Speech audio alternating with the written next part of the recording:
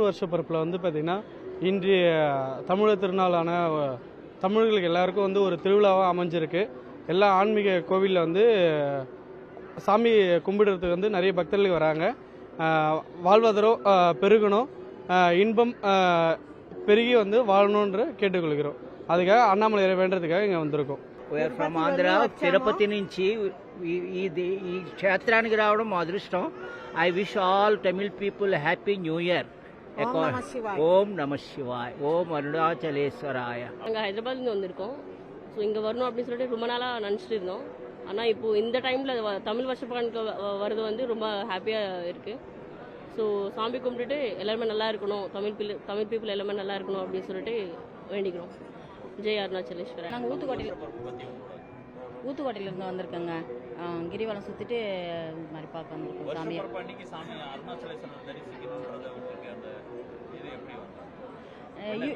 என்ன வேண்டுதல் ஒன்றும் இல்லை, யூடியூப்பில் பார்த்தோம், போனால் நல்லது அப்படின்னாங்க. சரி, அதனால் வந்து அதாவது வந்து இந்த வருடம் சூரியன், நீங்கள் ராஜா வந்து சூரியன் தான், ஆனால் மந்திரி வந்து சந்திரன்.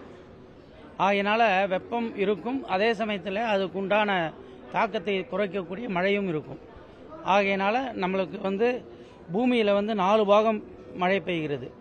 10 பாகத்தை 4 பாகம் மழை பெய்தால் நாசம் வந்து வராது. அதிக மழை பெய்ந்தால்தான் நாசம். அதனால் ஒரு பூமிக்கு தேவையான மழைகள் இங்கே பெய்யக்கூடியதால் நன்றாகவே இருக்கும். விளைவாட்டு ஏசம் என்று இதில் வரல சார்.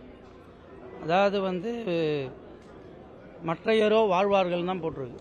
ஆகையினால வந்து எந்த விதமான அந்த இதெல்லாம் இதில் குறிப்பிடல. ஆனால் நல்ல மழை இருக்குது, இந்த வருடம் சிறப்பாக இருக்கும் என்று கூறப்படுகிறது.